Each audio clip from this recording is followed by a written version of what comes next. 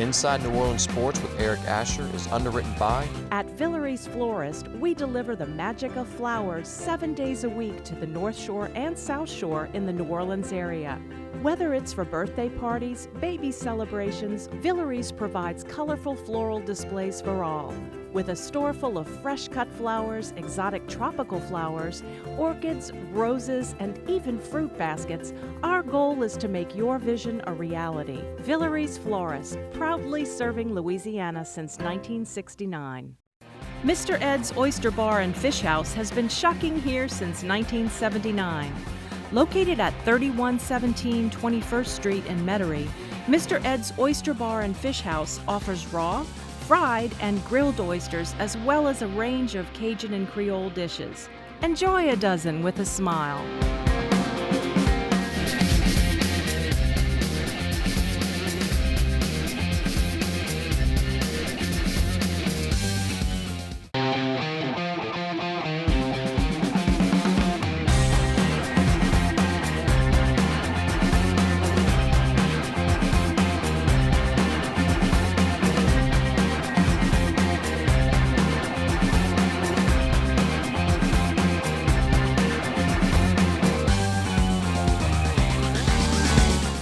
Good evening, New Orleans, and welcome to another edition of Inside New Orleans Sports. I'm your host, Eric Asher. Over the next hour, we're going to cover all the home teams, as we always do. The New Orleans Saints, the LSU Tigers, the Tulane Green Wave, and we got some time. We might even touch on some Pelican basketball as well. One of my favorite guests tonight, Seth Dunlap of WWL Radio, is with us. Seth, welcome back to the show. Always good to have you, my friend. Appreciate it. Fresh off vacation, jumping right back literally into the frying pan into New Orleans with training camp. But as I mentioned before, you guys do a great job with training camp covering that. And tell the folks about a little bit what you guys have going on over at WWL Radio. Well, we are right now, we're basically 24/7 coverage of the Saints and Saints training camps. We are the official flagship station of the Saints. So WWL.com, radio.com app. It's myself, Steve Geller, Christian Garrick, our great team. Amos Morale, formerly Vicky Yoon, is with us now. So we're blowing it out, wall-to-wall coverage. We've got videos on Facebook. My show at night, 8 to 11, The Last Lap on WWL. It's preceded by, of course, Sports Talk with Bobby Deuce and Christian throughout training camp. So it is a lot, but a lot of great content for Saints fans. And it's good to have you back. Good to have you back on the show. Let's start with Michael Thomas. As of the taping of this show, and as I mentioned to the audience last week, for the next month of August, we will be taping this show, and then it will air on a Thursday and Friday nights, as it always does. And then we'll be moving into some new palatial studios down to the WLE. So a little bit different format than we've normally had, but nevertheless the same great content that we always bring to you. Michael Thomas holdout as of today, still no deal. We heard through Pro Football Talk they were getting a little bit closer. Your thoughts here on what's going on? Is Thomas so dug in at $20 million that he's not going to budge? The Saints have to look, Mickey Loomis have to look at the long term here and the short term in terms of how they're going to pay Michael Thomas, but also about 16 to 17 other core players that are going to be coming with contracts by now into 2021. Your thoughts? Well, I think both sides are dug in right now. And right now, the Saints have more leverage than Michael Thomas does because they can franchise him next year. I don't necessarily think that would be a good idea, but they can franchise him. You need to pay him about $18 million, give or take, depending on what that franchise number is next year. Right now, also, Michael Thomas has to report by August 6th, or he forfeits a year of service in the NFL, which means he wouldn't be an unrestricted free agent. He'd be a restricted free agent next year, which will certainly hamper his ability on the open market to get fair market value. Right. So I think both sides are dug in. Michael Thomas wants at least $20, if not $21 million, depending on how much guaranteed money and incentives are in there. And from what Mickey said to us in that training camp opening press conference and kind of what he's hinted at on Sirius XM and others, doesn't look like they're willing to go there yet. Now, the fans are going to say, well, that's not that far apart. I mean, you're talking about Mickey Loomis and Sean Payton and the Saints looking at $18, $19 million, and then only a couple of million more with what Michael Thomas wants. But in the NFL, in a capped league, that $2 million a year, that's not pocket change, right? That's a guy that they can bring in a couple of veteran guys this time of year when they're looking for a veteran wide receiver and running back right now. So this is maybe Mickey Loomis, and I asked him directly a couple of things in this press conference about does it bother you, does it concern you that none of these high-paid receivers in the salary cap era have, at least the highest paid receiver in the NFL, have ever won a Super Bowl? Does this does this cause concern for you? And he says, well, I don't know if it, they kind of demurred and said, I don't know if it causes concerns, and didn't really want to answer the question. But you can kind of see in his face that that's at least something that he's thought about. And I'm on record here. First of all, I think Michael Thomas is fantastic. I think he's a top, if not the best receiver in the league, top 3 receiver in the league. But I'm not paying any receiver. Michael Thomas, Julio Jones, DeAndre Hopkins, Jerry Rice, Randy Moss in his prime. I'm not paying those guys 10% plus of the salary cap. It just doesn't make sense. And I am very worried about the Saints getting into salary cap trouble in the future when the guys you mentioned, the Alvin Kamara's are back up for contract, the Marshawn Lattimore's, Taysom Hill. Yes. So they got to be very careful with this area. What's interesting is, and I've talked about it a little bit on my show, too, you've done it on yours as well, the shifting of the NFL paradigm. At one time you pay on offense your quarterback, your left tackle, your running back.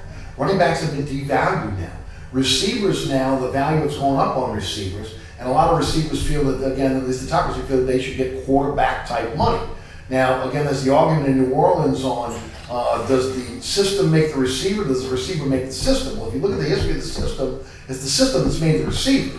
Michael Thomas may be an anomaly here in terms of his ability to be able to catch as many balls as he did. But also, again, you got to look at the rest of the receiving core, the lack of talent, or at least experienced talent that they had last year on this team. The hope is that gap will be closed some this year with either some guys growing as receivers or some newcomers coming on and being able to contribute, especially a guy like Jared Cook at the tight end position.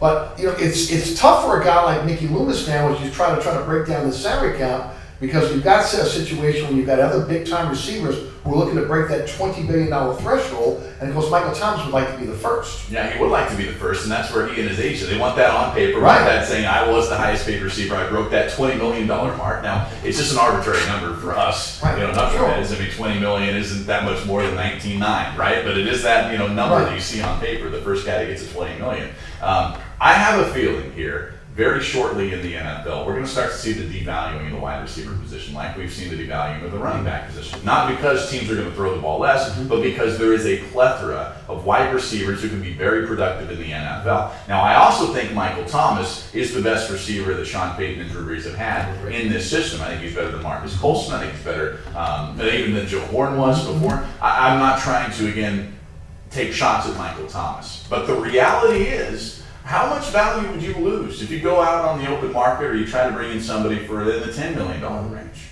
here? Right. Might not be catching 120 passes. Is 100 enough? And you get $10 million on extra to spend in the salary cap. You can use to bolster your defense, bolster your offensive line, get that second receiver. This is stuff that you really have to look at. And when you see the franchises that are consistently contending for championships, New England, Baltimore, Seattle, even here, they haven't paid, at least not yet, the Saints have not paid a guy that 10% of the salary cap. I'm sorry, we can complain and talk about New England and hate New England and what Bill Belichick and those guys do up there, but they're so good and consistent for a reason. And one of those reasons is they are brutally pragmatic, I think is maybe the best way to describe it, with the salary cap and with situations like this. If you ask me and you ask anybody, would New England pay Michael Thomas? The answer there is no. Heck no. So if New England and those guys aren't going to do it, you have to ask yourself, wait a second, why is this franchise has won 6 Super Bowls? They're not willing to do it, maybe we are. That's kind of a self-reflective question. It is, but at the same time, you put yourself in a position because of the lack of talent at the position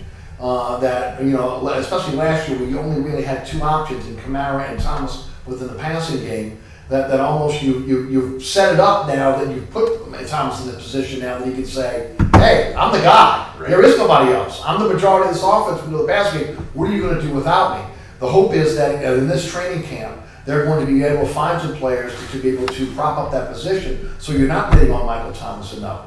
I would be interested to see how this is going to be structured in terms of the contract, because it would not surprise me to see again a lot of the big money pushed back into the end of the deal. For 2 reasons. A, the possibility of, again, by that time, depending on what's going to happen with the receiver position, that again, it may be a bargain. B, an opportunity for them, much like Jimmy Graham, when it gets to the point where you no longer can afford a Michael Thomas, you're able to move him and to be able to get assets for him. Or again, 3, when Drew Brees decides to hang it up, the possibility of the next quarterback having an experienced wide receiver in Michael Thomas that can kind of help him along. It'll be interesting to see what Mickey Loomis is thinking along those lines. I think they're going to backload this contract. Mm-hmm. And let me play devil's advocate here for just a second. If Drew Brees goes out and has another MVP type year, probably going to come back. Right. I mean, Drew's kind of made some statements that I'm going to play until I feel like I can't perform at the level I that expect I him used to come to. back. And right now, I'd probably lean that way too, considering what he did last year. If you give Michael Thomas $21 million and you're not really backloading that, I mean, even if you're paying him $16 to $17 million next year, how in the world are you going to pay Drew Brees his fair market value? I mean, some naysayers will say, well, Drew's already made his money. No, Drew still wants to get paid what he's worth. Right. And again, not an anti-Michael Thomas stance here. It's just, I'm being brutally realistic about this. And I've said on my program a lot, to me, this is almost a lose-lose situation for the Saints. Because A, if you don't pay that guy, you're going to have a revolt in the locker room. You're going to have a revolt in the fan base. Yes. And you squarely say to all of these young guys, Alvin Kamara, Lattimore, that are coming up for contract, Ryan Ramczyk, that, well, yeah, you may go out there and have all-pro type of seasons, rookie of the year type of seasons, Right. but when it's time to pay the bill, we might not pay you. That's not going to endear yourself to those players. But NFL is a brutal business, and that's the unfortunate side of it that a lot of fans don't see often. And to your point about Drew Brees, you're hoping that no matter what, that if he does come back, the next contract, it's not going to be among the top 5 in the league. That he'll be among the top 15, top 10 in terms of payment. That helps that a little bit, but at the same time, that also is an eye on the other guys that are coming down the pike here, because again, the core of this team will be coming up for contract over the next 2 to 3 years. Yeah, they will. So let's just say Drew Brees, and this will play hypothetical now. Sure. Let's just say Drew Brees resigns for the $25 million, right where he's at now, doesn't ask for a raise. So I'm going to come back and we're gonna do this again and go at it again. Well, if you pay Michael Thomas that $20 million and you pay Drew, that's $45 million, a quarter of your salary cap locked up in 2 guys. As good as those 2 guys might be, this is the ultimate team sport. You've got to spread that wealth. We just had Seattle try this superstar philosophy where they paid 10 guys over $10 million a year thinking, well, we're going to try to see if this actually works in the salary cap area. It did not. They had to blow it up because it did. Yes. So the Saints... As soon as they had to pay a quarterback. And as soon as they had to pay Russell Wilson, right? Who's making about $35 million now. So they've really got to be careful with this. I know Mickey Loomis is. You can see that there's the strain on his face in this opening press conference last week. It's going to be fascinating to watch play out here. I'll tell you this, I am glad that I'm not making that decision. Well, maybe with the salary, I'd be okay with making that decision. But it's a real tough one that I don't know how Mickey Loomis wins this deal because of everything we're talking about. He may win it this year when they're in the Super Bowl window, 2, 3, 4 years down the road when they got this monstrous contract and a quarterback that you might not really be comfortable with. You're going, well, now we're just handcuffed here with Michael Thomas. It'll be interesting to see how this turns out. Again, you mentioned the date, August 6th. Got to be in camp, because if not, I mean, at that point it's not a opportunity to get a franchise tag. You're a restricted free agent at that point. Saints can match any offer out there. They can match any offer they're out there. Now, what he can do, he can report on the 6th, and then he can get out of there. He can go report on the 6th, be there for a couple hours, and go back out. He just has to be there. In fact, that's kind of what I expect him to do if this doesn't wrap up by then. I have heard some rumblings from people that, well, this is going to get done soon. I don't know if I believe that. Right. I actually think this might stretch a lot closer to the season, and frankly, Michael Thomas doesn't really need to play in these preseason games. He's getting all the reps in the world that he needs with Drew Brees and that connection. So as long as he's here a week, maybe 1 preseason game before this season starts, I think we'll be okay. Yeah, and look, the lanyard of that is the young receivers that are getting a lot of reps right now. And let's talk about that, because the receivers have been the talk of camp. Emmanuel Butler, Sidney Cobb, Cyril Grayson. You talk about Keith Kirkwood from last season. You've been out there, you've seen them. Talk a bit about these young players. Well, Emmanuel Butler's fantastic. He's 6'4", 220, 225, was a tight end in high school and was not recruited because of that by any Pac-12 programs. He's from Arizona, so he had to go to Northern Arizona. And he was really good there, was injured a little bit. Then his senior year, he dealt with some quarterback issues where the top 3 quarterbacks were injured, so they had to bring in a wide receiver to play quarterback, so he wasn't getting a lot of passes thrown his way, so his numbers were deflated. But I got to tell you, watching Emmanuel Butler, who got banged up a little bit today, so we got to watch this. Again, we're taping this on Tuesday. But he looks fantastic. He right now, and I know this is early, and I try not to play the hype train or hyperbolic train this early in camp. You know me, Eric. Sure. But I would say he is almost a lock to make this roster if he's healthy. He's been that good. I mean, it's catch after catch. He doesn't drop anything. He can use his body. He's beating very good defenders every time. This is the guy that you should have your eyes on. And I know the comparisons are to Marcus Colston. Right. Maybe that's unfair to a guy who hasn't even played a snap in the regular season yet. But Emmanuel Butler looks like the real deal. He does. And I was interested to see how he was going to look once the pads came on. And from what I understand, there's been no drop off. No drop off at all. No drop off at all. In fact, you could say maybe he's one of the few receivers that's really standing out because the defense has dominated all of these practices. Pads off, pads on, 7-on-7s. It's been defense dominated, except a few plays. We saw Drew Silver Grayson a couple of times over the top on Eli Apple. And then Emmanuel Butler certainly has been a standout. All right, let's talk about Cindy Cobbs. He was a guy that pulled off Washington's practice squad last year, put him on the active roster, trying to make sure that ultimately nobody else could get to him. He's flashed as well at times. Yeah, actually, I saw him make a play today over the middle. It was one of the rare, during the last 11-on-11s they do for about 15, 20 minutes at the end of practice. One of the rare plays the offense kind of got downfield over the middle from Drew Brees. He's in that mix, especially now that Cameron Meredith has been released. That opens up probably one more spot. If Cameron Meredith's going to make this roster, you might have had one spot available for one of these young guys. Now that Cameron Meredith has been released, you've got Michael Thomas, Traquan Smith, and Ted Ginn, who are all locks to make this roster. Keith Kirkwood probably is a lock, especially since he's been performing pretty well. That's 4.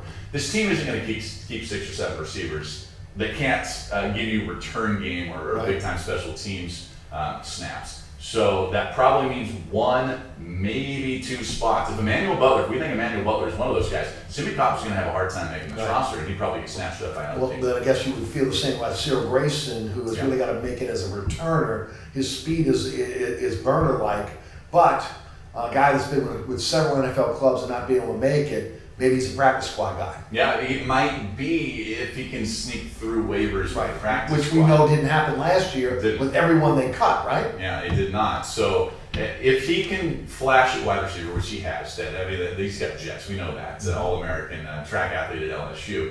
As long as he can be sufficient in the return game, and maybe not your starter at punt return or kick return, but if he can be that backup guy, which you always need in this league, then I think he has a chance to make this roster. But he's not going to make it just as a receiver. I don't think he will, even for as many flash plays as he's had. He's not that route runner that's going to get a lot of snaps. Sure.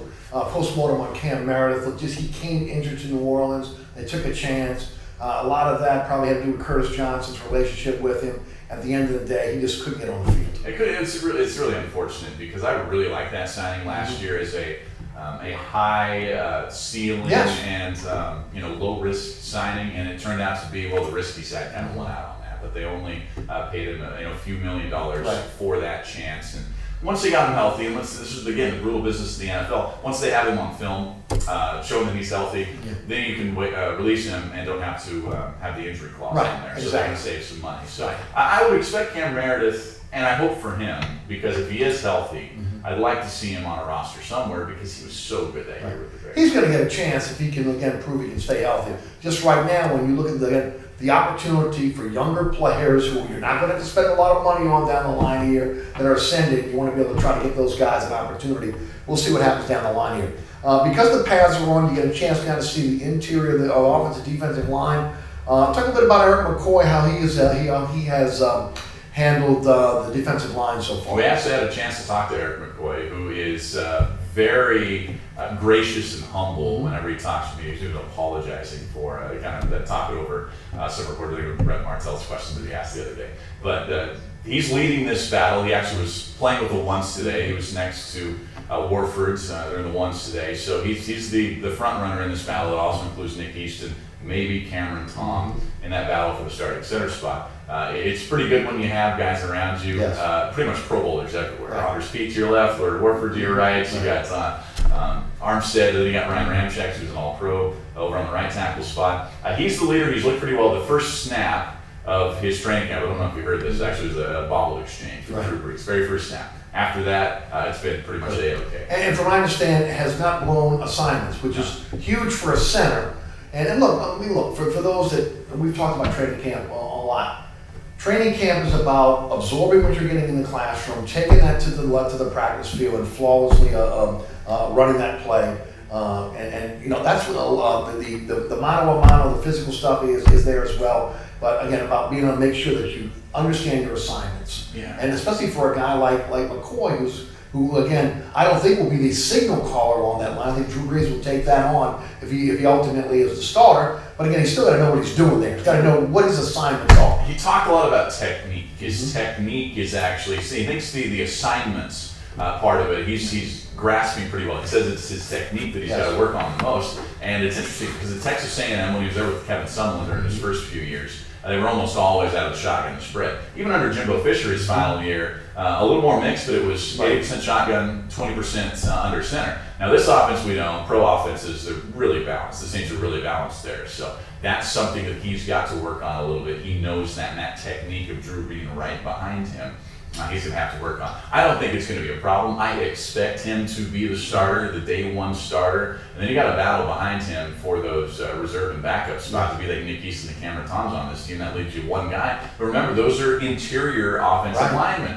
Who's going to play on the outside when Ron Armstead can't stay healthy? You say, well, you're going to move Andres Pete over. Well, Andres Pete's been banged up before. You got to have somebody, maybe it's Michael Ola, somebody who can actually step out and play outside. That's why I have Marshall Newhouse, who is a very good veteran presence on the interior offensive line. They're probably only going to take 8 on the 53. That is a battle. That is a really tough battle with some really good players who are not going to make this team. And to your point, you have the luxury of being able to take an Andres Pete and move him outside when you had Max Unger at center. Do you have that opportunity now with a rookie at center? And do you need that continuity of that line together, especially in the interior of that line, protecting Drew Brees? They have a choice right now, unless they sign somebody or they really think Michael Ola can step in and give you 30, 40 snaps if Teron Armstead is banged up a little bit. They're not going to have any choice but to move Armstead. I assume you move Pete from that left guard spot to the left tackle spot. There is a possibility you can move Ramczyk from right tackle to left tackle, but I don't like that. I don't think Sean Payton does either. Yes. You have just as many exceptional pass rushers on the defensive left side as you do the defensive right side. I agree. And he was an all-pro guy. You don't move an all-pro guy from one side to the other. But I do say this. I do find it interesting to see, again, Teron Armstead, again, a little nicked up in practice today. He's been often injured. And at some point, if you have to move on from Teron Armstead, knowing that Ramczyk was a left tackle in Wisconsin, and is a all-pro caliber player, do you move him to the left side and then get a right tackle down the line here? Or do you not mess with it? Because again, as you mentioned, teams have 2 defensive linemen that can rush the passer now, not just one from the blind side. I would move him. I wouldn't move him. That's a question they're really going to have to ask. Ryan Ramczyk is not quite as big as Teron Armstead. Maybe not quite as athletic as Teron Armstead, and that sounds like, again, I'm taking a shot at Ramczyk. I'm not. This guy was an all-pro for a reason. I would think they're not going to move him off that right spot unless there's an injury situation where they don't have any other option to move him over to the other side. But you brought up something here that's going to be very interesting to watch, kind of as these play out, going back to the Michael Thomas situation. Are they going to pay Teron Armstead like one of the best left tackles in the league? When he's healthy, certainly is. Yes. He just can't stay healthy. And again, that's got to be part of what Mickey Loomis would have to bring up in the negotiations. It'll be interesting to see what happens. A couple more players I want to hit along. Malcolm Brown, the free agent acquisition from the New England Patriots. Your thoughts? Yeah, he's good, and he needs to be good on that defensive line, considering what they lost. Sheldon Rankins. There was some talk that he's a little ahead of schedule, but ahead of schedule is probably relative. I still think he's going to be, and I think the report was, he's going to be on the PUP list to start the season, designated to return. That means he'll practice week 6 to be able to get into a game week 8. That means all these guys on the inside, Malcolm Brown, David Onyemata will swing inside, are going to have to be pretty darn good. If there's one weak spot right now on this defensive front, and it really in this entire defense, it is right up the middle. And there's some teams, Eric, that they're playing early who can really exploit that, namely the Rams with that great run game and Todd Gurley, the Seahawks who ran the ball more than anybody else in the league last year, right up the middle. They got to be really good in the run game. That starts right up front. And one of the things that the Saints improved on last year was the defensive line, especially, again, play up the middle. And it allowed the second and third levels to play much, much better because the defensive line was so much better last year. Yeah, it does. And by the way, Marcus Davenport, I've said this before, I really believe this. Marcus Davenport has to be an 8 to 10 plus sack guy if the Saints are going to win the Super Bowl. That is big time pressure on a second-year guy. I just don't see this team in this pass-happy league advancing to and winning a Super Bowl, especially against the Chiefs or Tom Brady in the Super Bowl, if they don't have somebody outside of Cam Jordan able to rush the passer. If Marcus Davenport doesn't show what everybody says he is, which is a superstar in the making, I'm not going there yet. Everybody tells me he looks so far. He looks pretty good. He looks healthy. He looks pretty good. But everybody keeps telling me for the last 2 years, you don't have to worry about it. This guy's going to be a Pro Bowler. This guy's going to be an All-Pro guy. He's going to be that good. He's got to show it. He's got to show it. It's year 2. This is a Super Bowl window for the Saints. I know Sean Payton. I know Dennis Allen know this. Marcus Davenport knows this. We'll say he said something that I thought was maybe he should have kept to himself. Me too. He said that the media put kind of distracted and put too many expectations on him. I got to be honest, Eric. You know this.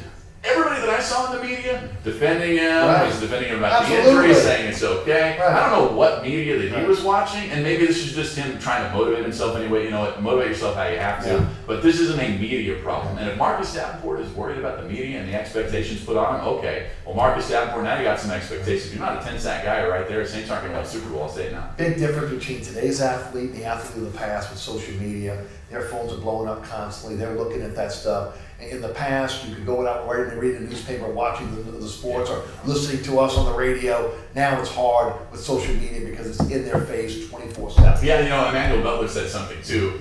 He said he's kind of been checking out social media, and he's kind of been amazed. The eyes lit up, big smile on his face, and oh man, it's pretty cool seeing that I'm kind of the early standout in camp. But I guess I kind of get it. These young guys, they're younger than me. Even I'm an old guy now, okay, compared to some of these guys. So you're right. And if you're an old guy, I mean, there you go. That's Seth Dunlap, WLAE Radio. We're going to take a break. When we come back, we'll continue a little bit of Saints talk. Then we'll get into LSU. We're going to talk some Tulane. We've got an opportunity. We'll talk Pelicans as well. I'm your host, Eric Asher from WLAE Radio. Seth Dunlap is our guest. We'll be right back.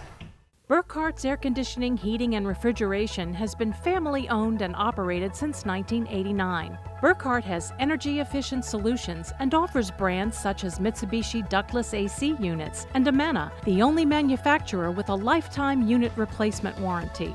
Burkhart's offers maintenance bundle packages that include servicing your AC, generator, and tankless water heater. For more information on the services Burkhart's provides, visit acpromise.com. Burkhart's Air Conditioning, Heating, and Refrigeration, providing comfort for life. Located at 3701 Iberville Street in Mid-City is Katie's Restaurant and Bar. Open 7 days a week, Katie's offers daily specials for lunch, dinner, and Sunday brunch. Serving New Orleans cuisine such as fried shrimp platters, grilled redfish, and a fully stocked bar. And don't forget about our expanded event seating and local entertainment.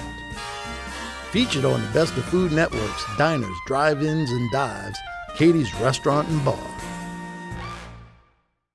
Welcome back to Inside New Orleans Sports. I'm your host, Eric Asher. Tonight, our guest is Seth Dunlap of WLAE Radio. We'll continue our Saints conversation. Another big emphasis in terms of position would be the nickelback. Chauncey Gardner Johnson is in the mix. Obviously, you've got holdovers from last season. That's going to be, I think, one of the toughest cuts on the team. When you talk about Patrick Robinson, you talk about P.J. Williams. What have you seen thus far? I've seen a really good secondary who's making plays every day, and that includes Chauncey, who apparently wants to go by CJ now, so it's CJ Gardner Johnson. Hey, something I'm all for that. I know, that's what I'm all for that. Thank you. Yeah, so CJ Gardner Johnson, he's also flashed plays the last couple of days. Von Bell's been really good. Marcus Williams has been good. We know Marshawn Lattimore. This is a loaded young secondary. This is the best part of this defense. It has been for the last couple of years. They're a playmaking defense. They're a defense that can force turnovers, especially on the back end. It's going to be fascinating to watch. What you mentioned, the cuts. How do they cut this down? Yeah, it's just how in the world do they cut this down? I think they will try to trade a player if they get some value for him. Maybe pick up some extra picks, but same like last year. I mean, when you watch Saints football for a long, long time, there was a time when Saints were the ones who were scouting the waiver wire, trying to bring someone in. Now the Saints are in a position where, again, when they cut someone, they're going to another team. The punt returning situation, they've done very, very well in upgrading the special teams in terms of the coverage units. They become among the best. They've got players that are designated just to be able to do those jobs. but they have not really had a dynamic punt return in a while. What do you think is going to happen? Well, I asked Sean Payton just about that today, Eric. It's like your ears are ringing. I said, how does this group compare to the last couple of seasons? And he said, basically, we'll see. He says he's unsure yet. Now, they have Marcus Sherrills, who has been, during his career, as a veteran now, grizzled vet, kind of, been pretty darn good, especially in the kick return game. And Sean Payton said this before, it's more the punt return game that you mentioned that worries him a little bit. If that's Sherrills, maybe Alvin Kamara is back there a little bit, maybe it's somebody like Cyril Grayson, we just don't know. And this has been the one area, oddly, because they have such a good punter, such a good kicker, right? And pretty good arm special. And you don't want to overuse Kamara back there either, right? You don't, now that he's kind of featured, and I use that in air quotes, featured back in today's NFL means what different than it did 10 years ago. That's a position battle that you're going to have to watch. Right now, Sherrills is the guy that you would think is going, if he's on this roster, he's going to hold down the kick returner and probably the punt returner spot. He's done both in his career. Like I said, he's been a better kick returner than punt returner. I just don't know how this is going to work out. And frankly, it didn't look like Sean Payton did either today. Talk about the running back position, the backup runner you mentioned, feature back in terms of Kamara. You look at the situation right now with backing him up. I want to talk about Rob Kelly, who came in today, but I also want to talk about Theo Riddick, who interesting.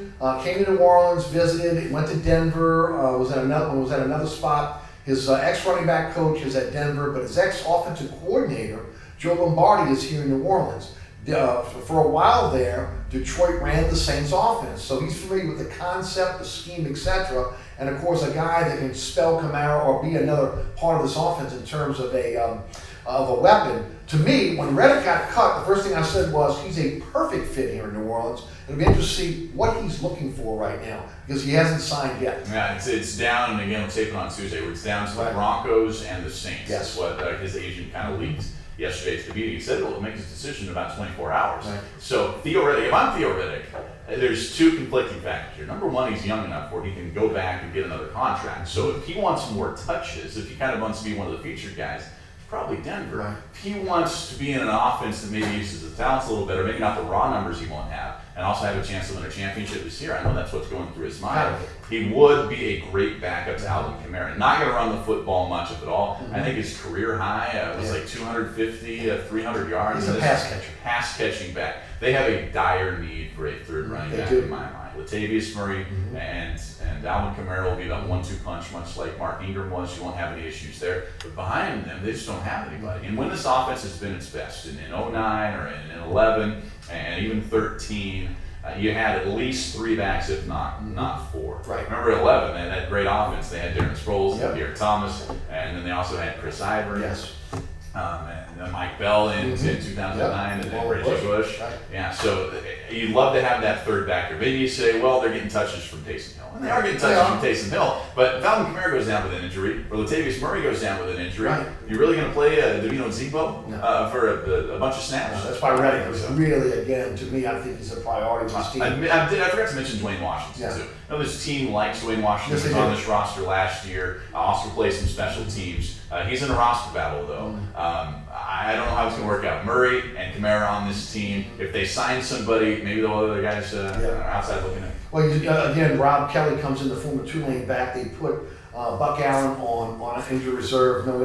Not unknown, at least to me, why he went on injury reserve. But Kelly was a nice back at Washington. He can play football. He can give you that physical running presence that maybe the Saints kind of lack right now without Mark Ingram. And it was pretty cool to see him today back in his hometown. Yes. Just all smiles, and this is a dream come true. He was saying, when teams and teams and front office personnel would meet with him, who'd you root for growing up? He'd always be honest with them and tell them the Saints. But a lot of players go, nobody, I just want to play football. No, he'd say the Saints. So it's a great story. If they're not able to sign somebody like Riddick, I know they were after Alfred Morris, he signed with the Cowboys. He's got a chance to make this roster, but if I'm being, as objective and honest as I can, if they sign somebody else, I think he's probably not making this roster. Probably can't fire at this point. Let's shift gears to the LSU Tigers.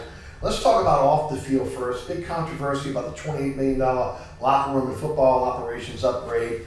I think both of us agree it's an arms race in college athletics. You got to be able to keep up with the big time schools if you're going to win championships, if you're going to be able to get these recruits to come, because ultimately they're looking for the opportunity to be able to excel to get to the next level in terms of pros. They're also looking for the best equipment, the best facilities out there as well. All that money that was brought together was TAF donations, separate from the university. No university money went into that. And then we find out yesterday that LSU Athletic Director Scott Woodward is going to change the fund transfer policy.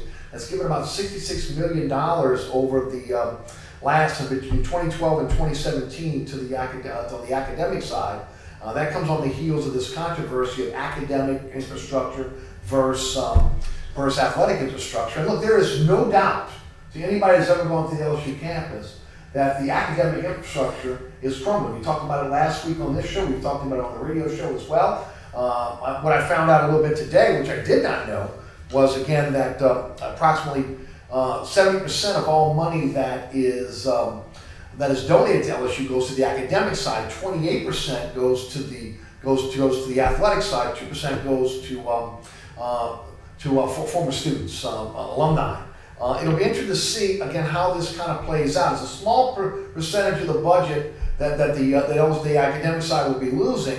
But I think this indirectly has put a spotlight now on the crumbling infrastructure on the academic side. What I don't get is the infighting between academic and those who support academics and those who support athletics, because they should be all on the same page. They should be all on the same page. And if I could pull my hair out on your show, I would probably pull my hair out, because it's a nuanced topic that you have to have. And I think guys like me and you, we're in sports media for a reason. We're sports guys. We love sports. We love college sports. We like LSU. I like Tulane. I like all these. I'm not bashing any of them. The new locker room was super cool. I don't have any problem with any donor wanting to spend his private money how he wants, bar none, period. But this is a societal problem that we have that I frankly cannot talk about enough. When we have a society and a lot of, let's be honest here, a lot of college football fans that believe that college football or college athletics comes first and the academic side comes second. We got a problem in our society. We just do. And here's the problem that I had with this whole conversation around LSU the past now, and now it's going into this week because of what Scott Woodward said this week.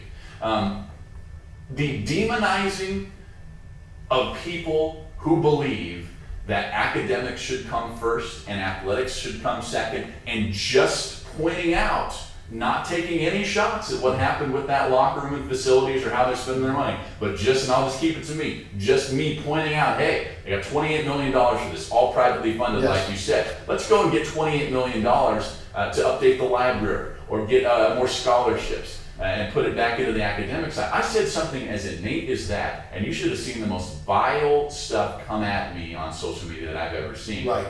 Robert Mann, the professor over at LSU, who kind of spurred this conversation by simply saying he was not taking any shots, and I've had a chance to speak with him and some other professors there. He was not taking a shot at LSU football. All he was saying was, this is great, but let's have a conversation about the academic side, because I'm having to vacuum my own place. Our library is falling apart. And he got tarred and feathered online as well. I find it frankly disturbing, to say the least, that we have a lot of people, a lot of football players, a lot of former football players, donors, TAF members, even people inside the athletic department who are now demonizing people like Robert Mann, demonizing people like me. It is beyond absurd to me. And frankly, what Eric Reed said, I completely agree with. This was already one of the best locker rooms in college football. You want to update it? That's fine. But then don't get mad at us for saying this is pretty excessive when you already have a locker room that's better, and this is Eric Reed words, not mine, than any locker room he's been in the NFL.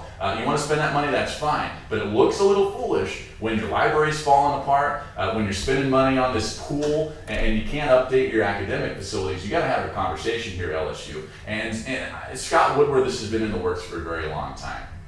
He's a politician by nature. I found it very, very interesting that he goes to an LSU-friendly publication, Tiger Rag. They're great at what they do over there. I have a lot of friends over that work at Tiger Rag. But he goes to an LSU-friendly publication, and a week after this all happens, he makes a statement that, well, we're going to have to pull back. It's not sustainable us giving from the athletic side to the academic side. Just let me give you a radio analogy here. If we have a time slot, our morning drive show is blowing up and it's making a lot of money and advertisers are flowing all over the place, we don't get to a spot where we say, well, we're going to keep all that money going into the morning show and we're not going to help out the other part of our station. I mean, you got to work together. Sure. And hopefully they can come up with something that works here, because yes, it's great that LSU makes money hand over foot for football, update the facilities, keep it one of the best in the country, win as many championships as you can, but you've got to support your academic side or we have failed one of the basic tenets, I think, Eric, of our society. Couldn't agree with you more. We're both sports guys. Yeah. Okay.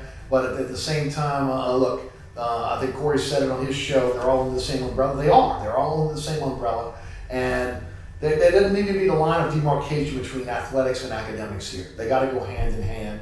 Again, without the academics in the school, there is no football. There is no athletics. And I think people have to realize that. With that said, I think that in a roundabout way, this is going to help the academic side in terms of raising money. Okay, and it also is going to put a tremendous amount of pressure now on the Louisiana legislature and whoever will be in the governor's mansion, because this is a failure on the state side in terms of not funding higher education. This went back to Bobby Jindal's time as governor, the highest cutting that we've ever seen in terms of higher education across the country. And it's one of the reasons why Oliva worked out this deal that you'd have this fund transfer back in 2012, because the academic side was hemorrhaging, where the athletic side was in a situation where they were having surpluses every year. And that predated the SEC network and the plethora of money that came in from there. So, look, I get where Wilbur's coming from. Just today, you heard Will Wade, the head basketball coach, chiming in, throwing his hat in the ring here, saying, look, I got a 9-year-old facility, and I need the same thing that football has. I need to be able to have, an opportunity to have my athletes be able to spend their time wisely, where they're not having to go across campus. Everything needs to be located in one single place. So obviously he wants to step up to the plate, and it also kind of gives cover to Scott Woodward for saying, look, we're giving money to the academic side, but we've got some needs on the athletic side as well in terms of other buildings we have to build. I get it. Both have to coexist, and I agree with you. Ultimately, I think this is going to be a situation where I think that both sides are going to benefit from it. I don't know how anybody with a straight face would tell you, me, Scott Woodward, Will Wade, anybody, that we're funding post-secondary education, just education period, in this state adequately. We're not doing it. And we're not doing it. And the fact that it's taking people like me who work in, and like you, who work in sports, to call out the insane hypocrisy from inside our own bubble, I think speaks volume. You're right. This is not an LSU problem. This isn't even a Louisiana problem. This is a problem across the country. And just to give you an example where I'm not taking shots at LSU, my alma mater, Washington State, their athletic department loses $12 million a year. $12 million a year they've lost over the last 5 years, where the academic side is having to subsidize the athletic side, which is exponentially more absurd than what's happening here. We've got to get our priorities in order, and I agree with everything that I've heard from you and I see from Corey on social media, that the best thing to come of this is the conversation around and now inside the LSU alumni base, where, hey, we've got to start donating, because according to the Advocate a couple of years ago, only 6% of LSU alumni donated to the school. That's last in the SEC by far. It's crazy. Yeah, that's got to get better. But and to your point, but let's look at it system-wide. I mean, if LSU is hurting, what do you think UNO is? Yeah. UNO has been the stepchild of the LSU system, now the University of Louisiana system forever. You look at all the other universities. Nobody was talking about consolidation universities because it's not politically expedient in this state. You've got to have somebody that's got political capital and guts to step up and fix the system itself. This is, as you mentioned, a byproduct of a lot of failures on a lot of levels here in this state and across the country. And I want to mention one thing. What Scott Woodward said in that interview with Tiger Angle, I completely agree with. It is not sustainable for the academic side to think that they're going to get this money hand over foot from the athletic department, expecting money from athletic department. That is a dangerous precedent. I agree with him completely. Let's talk about the football side on the field. Joe Burrow coming back as a guy that has a year under his belt that now has been as a graduate student. I mean, he's pretty much as a graduate student, he's majoring in football right now. I mean, he really is. Yeah, he is. He's majoring in football. Yeah. A lot of people expect him to really take great strides after last season. I think the best thing that can happen to him is if this quote-unquote Joe Brady Saints system comes in where they get the ball out quickly, I think that will help a lot in terms of maybe masking some of the deficiencies along the offensive line. Well, I go back and forth on Joe Burrow. I think he's a fine college quarterback. I think that it's unfair, the expectations that I'm seeing in some corners of the LSU fan base where, well, he's got to be a Heisman Trophy candidate for LSU to compete. Now, if LSU is 11-1 or they're undefeated, the quarterback on these teams are going to be in the conversation regardless of his numbers. But let's look at the numbers last year for Joe Burrow. These are numbers. This isn't me. These are numbers. He was a 57% passer during the toughest 4-game stretch of their season. It was Mississippi State, Alabama, Georgia, and Florida. Those 4 games, didn't throw a touchdown, threw I think 7 interceptions, something like that. So this is a guy who has a lot of work to do on the field. But here's the thing with LSU. They are so deep and so good everywhere now on this football team. Even the offensive line's been rebuilt, where all Joe Burrow has to do is be incrementally better than he was last year. And I think this is a team that can challenge Alabama and can challenge for a national title. I think they are that good. But expecting Joe Burrow to go out there and throw for 4,000, 5,000 yards, 40 touchdowns, and be a Heisman Trophy candidate, just because Joe Brady is here, I think they haven't been paying attention to what Joe Burrow did. And I think there's a lot of hyperbole about Joe Brady and what he's bringing. He's not bringing the Saints offense. They won't be running the Saints offense at LSU. One thing they will be doing is, again, with some of the concepts, getting the ball out quicker, which I think is going to help Joe Burrow and help that offensive line. But this team is going to win or lose a championship on the back of that defense, which is solid all 3 levels. Yeah, Christian Fulton, there's a lot of hype around him going into camp. I just want to spotlight him here for a second because he could work his way back into the first round of the NFL draft this next year. They're going to be really good. We know Grant Delpit. He's one of the Thorpe finalists, and I think he is going to win that award. If I had to predict somebody this year, I think he's going to be a top 10 pick in the NFL draft. That secondary is great. They've got the pass rush, all 3 levels. It's probably going to be the best defense in the country. I agree. So they can win a championship on the back of that. All the offense has to do be a little bit better. Really be a little more diverse, be a little bit better. You don't all of a sudden have to turn yourselves into, USC under Pete Carroll or, Stoops at Oklahoma throwing it everywhere, right? You just got to be a little bit better, a little more modern. Right, and look, they've got some really talented wide receivers. You hope that the young players, Embry and Davis Price will come in and bolster that running game going forward. The big question is along the offensive line, especially at the tackle position. We'll see what happens down the line there. But if the scheme is right, they can get through that. The big question to me is going to be, you talk about all that, then you got to talk about place kicker. Cole Tracy was incredible with this team last year. Now again, you look at Connor Culp and Cade York. Here's a guy who's going to come in as maybe a freshman in college coming out of the high school game. Put a lot of pressure on playing in big-time SEC stadiums, big-time games. In Cade York and Connor Culp, I mean, he was, ordinary at best when he had an opportunity. They will miss Cole Tracy. To me, they will miss his production.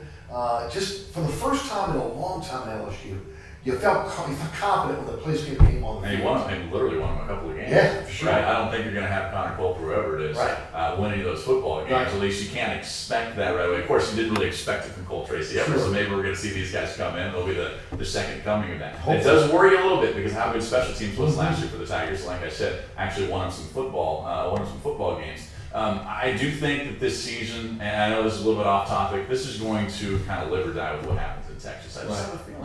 Like they go out there and they beat Texas, which is going to be in an unfriendly environment. That's going to set the stage where they're going to be favored to be undefeated by the time they get to Alabama. They lose that game in Texas. Right.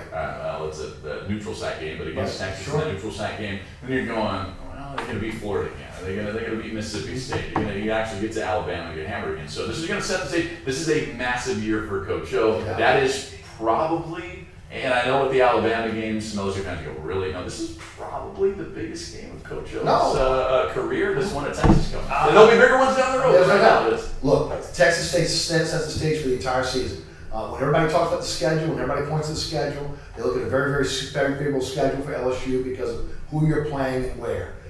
There's no doubt Texas is going to be the barometer for this season going forward. It's huge for this team coming out of the box. You get a little bit of a playing game in the first game of the season, so you're not taking them on the first game. But Texas got some issues too. They got to replace that defense. So it makes us see again how that plays out. There's no doubt. That is a huge game for the psyche of this team and ultimately, again, where they can go throughout the season. If you truly want to be in the national championship conversation. And that offense is going to be a great test for that secondary that I just talked about. Sure. They're going to spread it out. They're going to throw it all over the place. Right. So it'll be a perfect test before you get into the SEC play. Now the SEC is so different that you're seeing SEC teams throw it all over the place. And look, LSU is at a place where it hasn't been in a long, long time when you talk about future recruiting. The recruiting class they have coming in, you're talking about the new facilities, whatever it is, it looks like it's going to be an outstanding recruiting class, and a recruiting class that could be the base of maybe winning a national championship. But a lot of that will depend on what happens in this upcoming season. I think I've already locked up. I was listening to some guys coming into the program here saying locked up a top 5 class already for next year, which is incredible. Amazing. It is a dream 2 years down the road. Keep an eye on this. They don't have anybody signed, or maybe one guy signed 2 years down the road. For example, Miami has 13 guys in that 2021 class. So I'm not really concerned about that. And just keep an eye on it to make sure that Coach O has had these couple of great classes. He can sustain that. Look, he was brought in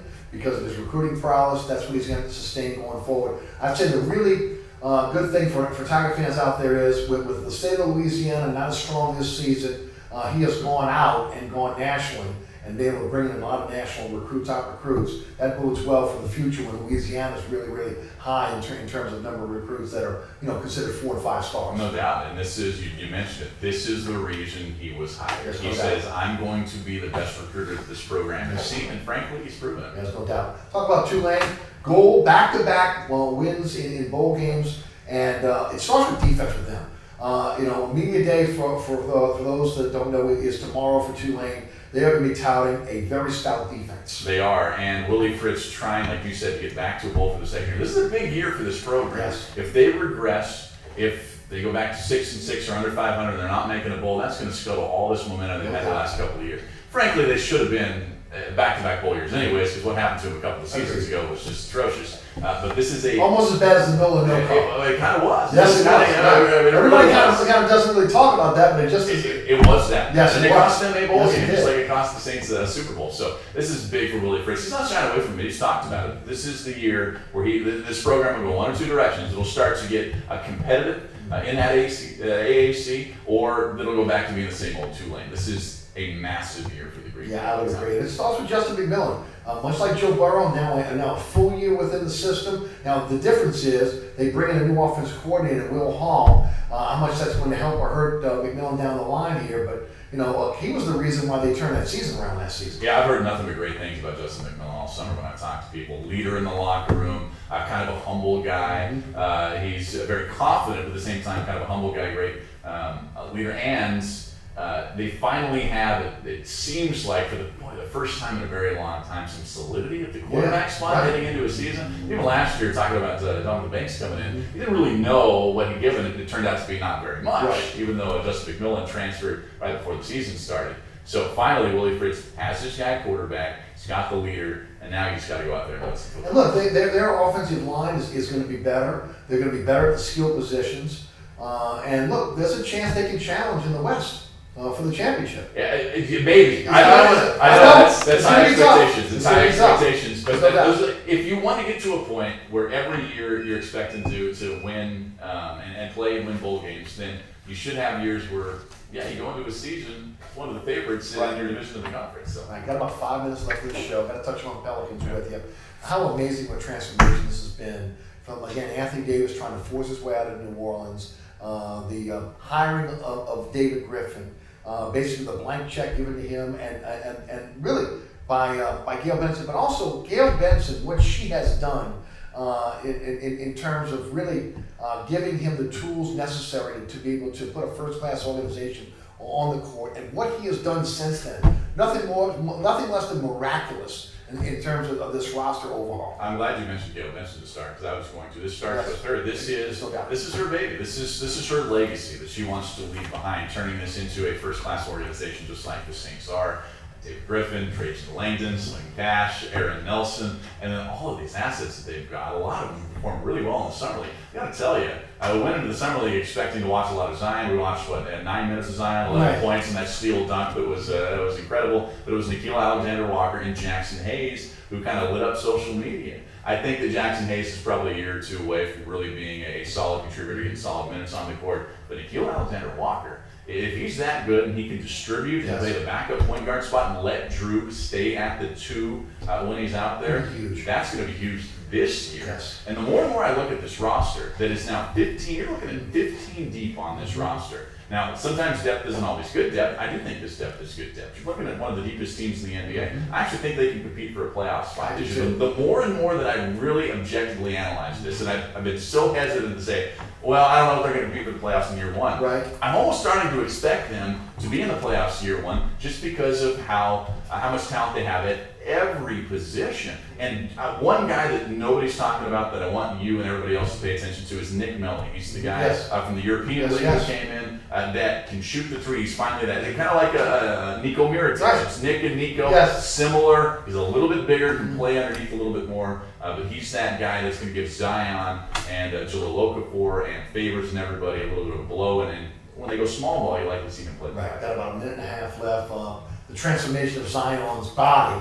I mean, go 19 years old. When everybody's talking about him being fat and everything else, and then you see him at a Saints camp, total transformation. He'll be fine. I mean, this guy was on a media circuit for about a month and 2 months and getting New Orleans food the first time. If you're worried about Zion Williamson being out of shape, you're worried about the wrong guy. Right, I would agree. And look, the good that he's in the gym, he's working on his game. That's good as well. And I love the crossover and the camaraderie between the two franchises. Something again we didn't really see with Anthony Davis here. You're seeing that now with Zion. And of course, it's great. It's great, and you would think maybe that wouldn't happen with how they've kind of separated the front offices. No, it's been the opposite. It's been the opposite. It's been great. It really has. And look, it's really setting up for a great year of sports here in New Orleans. Oh, fantastic. No doubt about it. How much was fall going to be? Right. The Saints, the LSU, Tulane. We didn't get a chance to talk about Nichols. Okay, and then of course the people don't realize the Pelicans started mid-October. Yeah, the training camp starts September. Right, and so we'll be right there, no doubt about it. Seth, as always, thanks for being with us. One more time, tell us about the coverage over WBL, when your show is, and how folks can follow you. Yeah, my show's at The Last Lap, 8 to 11 weeknights on WWL. Of course, we're the Saints flagship station at WWL Radio, so all of your training camp coverage we have for you, WWLAMFM.com, radio.com app, unlike anywhere else really on the planet. Thanks for being with us tonight. Seth Dunlap, WWL Radio. Thanks so much for tuning in. Remember, there's a rebroadcast this program each and every Friday night right here on WLAE at 10 p.m. Also, Pelican Sports Television, it's 9 o'clock every Friday night. You can catch me on the radio, Sports 1280, 101.1 FM HD2 and the iHeartRadio app. That is new to 2 weekdays. You can listen live down to the podcast at ericasher.com. All the previous episodes of Inside New Orleans Sports can be seen at ericasher.com, or check out our YouTube page as well for each and every show. Again, thank you so much for tuning in, and also thank our fellows here at WLAE, including Ron Yeager, Kim Dodson. Also want to thank Naila Jones, Ali Chacon, William Hill, my director, and also Seth Dunlap for joining us in the program tonight. I'm Eric Asher. Thanks so much for tuning in. We'll see you next week for another edition of Inside New Orleans Sports.